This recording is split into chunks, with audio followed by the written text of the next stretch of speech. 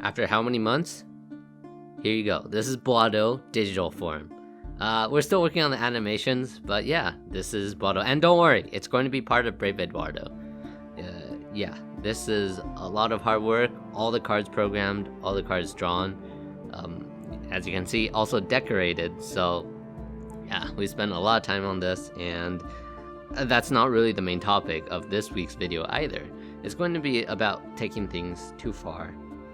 And it probably won't go the way you think it does, because I didn't want to do the card game in the first place. I was very, very hesitant on adding more things onto our current projects. And hey, maybe you guys can chastise me for it.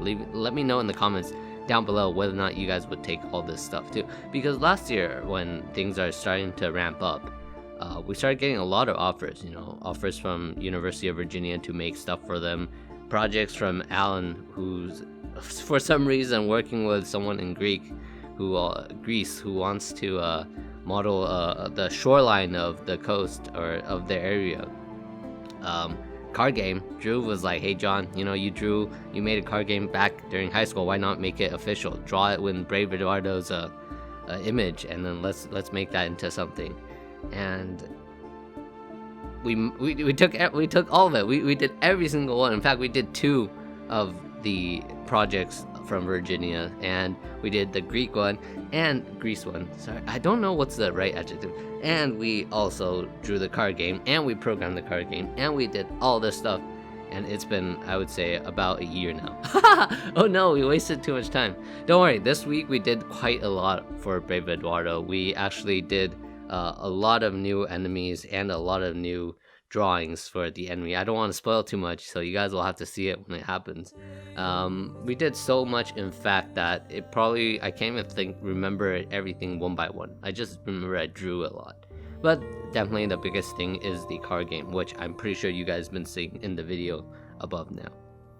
But the thing about going too far is I went too far for these games, and I feel like with the right willpower to handle it, look at myself tuning my own horn, with actually doing it, suddenly it feels like it's all worth it. But there are also times when going too far doesn't work out. Let's see, loot boxes in Europe. Now London has asked for more evidence to make sure it is gambling. I feel like what they're trying to do is very, very obvious now. There are certain movements out there, which I don't want to name exactly, that came out to preach for understanding and empathy, and now is going too far to a point where they're creating enemies. So I feel like the whole movement seems, which is an important one, ended up doing more harm than good for them. So is going too far too good, like good or bad? Like I've already showed you 2 good examples of one going too far end up making work, and a couple of going too far and not making it work. I feel like in the world there's a lot of these philosophical questions that will never be answered, but I do have an answer to it, and you guys can let me know in the comments down below if you agree with me or not. I believe if you feel like it's right, you do it.